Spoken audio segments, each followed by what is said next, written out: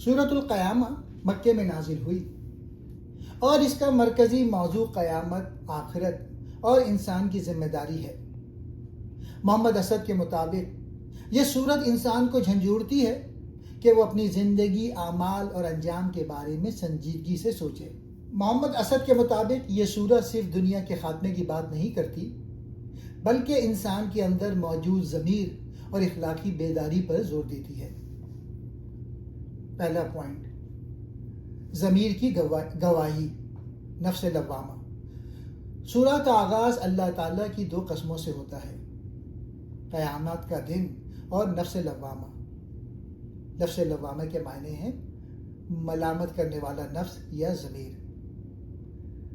मोहम्मद असद कहते हैं कि इंसान के अंदर एक ऐसी आवाज़ है जो उसे बुराई पर टोकती है।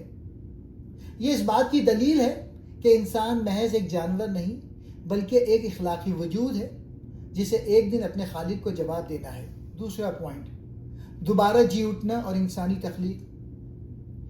मुनकरीन हक़ को यह एतराज़ था कि मरने के बाद जब हड्डियाँ रेज़ा रेज़ा हो जाएंगी तो दोबारा ज़िंदा होना कैसे मुमकिन है।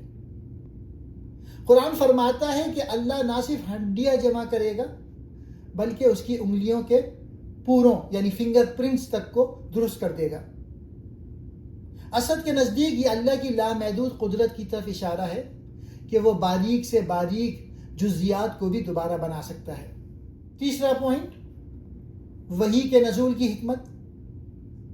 दरमियान में नबी करीम को हिदायत दी गई कि वही को जल्दी याद करने के लिए अपनी ज़बान को हरकत ना दें, इसको जमा करना और पढ़ाना अल्लाह की ज़िम्मेदारी है। मोहम्मद असद यहाँ वाज़े करते हैं कि वही का पैगाम एक मुनज़्ज़म और बतदरीज अमल है जिसे इंसानी अक़ल को समझने के लिए वक्त दरकार होता है। चौथा नुक्ता, दुनिया परस्ती बमुकाबला आखिरत।